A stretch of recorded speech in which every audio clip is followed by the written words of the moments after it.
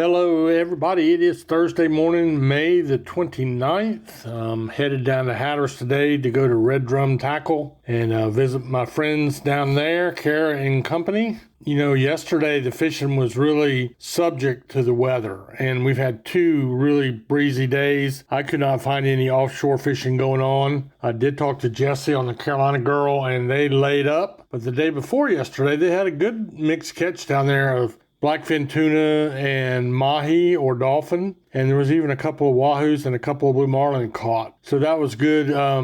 Oregon Inlet, same thing. I could not find a report yesterday. That doesn't mean somebody didn't tough it out, but the wind, as we'll see in our surfing, in our surf and pier report, came around northeast, then east, then southeast. So, it was pretty darn rough for that crowd to go offshore. They have been catching 2 to 6 yellowfin tuna to the boat per day. Both fleets have had a little bit of marlin activity. And closer to the beach for the Oregon Inlet fleet is Spanish mackerel, bluefish, and some bottom fishing going on as well for sea bass and tilefish. But, I'm not going to waste their time talking about things that bit 2 or 3 days ago. When they get back out, it'll be a fresh slate. Remember, the Gulf Stream is literally a river in the ocean. It's a conveyor belt. It constantly pushes fish by our coast. And the way we stick out into the Atlantic at Cape Hatteras, other than South Florida, where the Gulf Stream runs between the Bahamas and South Florida, and the Gulf Stream comes within couple miles of, let's say, West Palm Beach. Other than that, we're the closest point to the Gulf Stream. In Hatteras, some days it's in there as close as 25 miles. Oregon Inlet, some days I've seen it in as close as 30 miles. But after it swoops out around the tip of Diamond Shoals at Cape Hatteras, it starts working more northeast, and then it'll go up off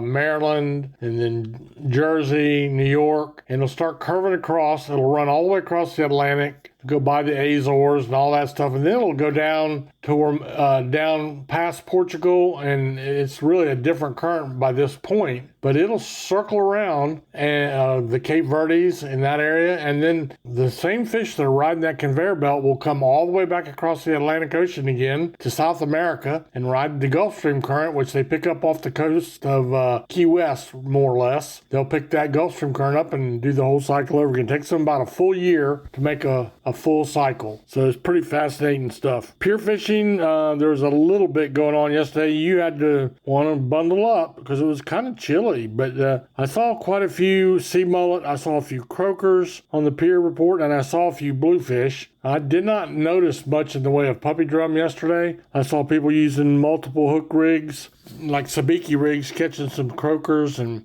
just not a whole lot to report. Same thing in the surf. There were some decent sea mullet bites, especially down on Hatteras Island on sand fleas. So that might be something you want to take a shot at. But it's premium time of year to go fishing. Water temperatures averaging about 64 degrees in the surf. So it's still pretty chilly. And by the way, you don't want to be, that's pretty cold for swimming. My limit is 72 degrees for me. All right, so we'll take a little break, and I'll come back and we'll talk a little bit about backcountry fishing. Red Drum Tackle in Buxton is the oldest complete tackle shop at Cape Hatteras. And being the closest tackle shop to Cape Point, Red Drum Tackle has been welcoming fishermen to Hatteras Island with a wide selection of bait and tackle, skilled custom rod builds, rod and reel repair, expert knowledge and information since 1974. Red Drum Tackle knows how, when, and where to fish. To acquire this fishing brain power, visit them online at reddrumtackle.com. Red Drum Tackle, the oldest complete tackle shop at Cape Hatteras and the closest to Cape Point in Buxton.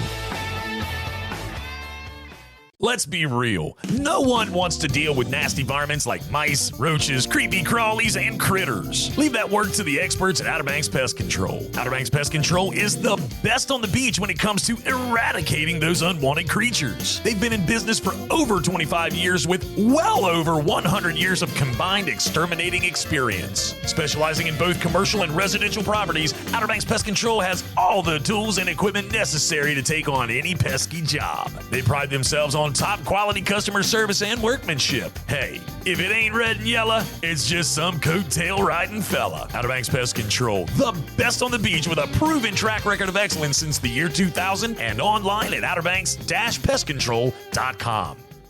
Ahoy there, folks. Captain Edward Lee here, and I want to invite you aboard the Miss Oregon Inlet too. She's a modern 60-foot headboat outfitted with the latest top-quality safety and fishing equipment. We make 3 trips per day out of the world-famous Oregon Inlet Fishing Center. Visit MissOregonInlet.com or call us today at 252-251-4314. So ditch the beach for a bit and set sail with the Miss Oregon Inlet 2.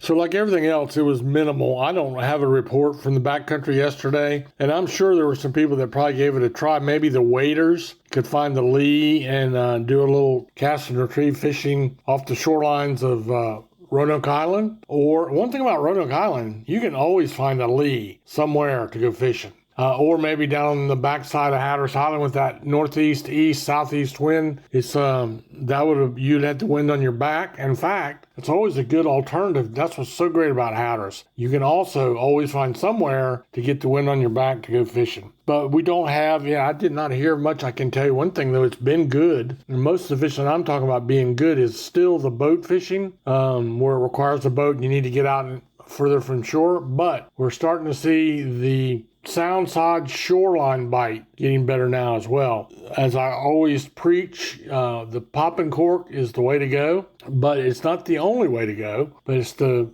bait of choice right now. Your local tackle shops can show you how to rig one of those up, something you're not going to find in a big box store, and you might find one online, but they're not going to show you how to rig it up. So shop with your local tackle shops, and when the wind is going to die down a little bit, we got a warming of the temperatures coming up for the weekend. Going to be in the 90s Friday and Saturday, so that means to me that the wind will come back around out of the southwest, and we'll be back in action. So that's my fishing report for you on this Thursday. I hope you have a great day. I hope you get some fish, and I hope the good Lord blesses you.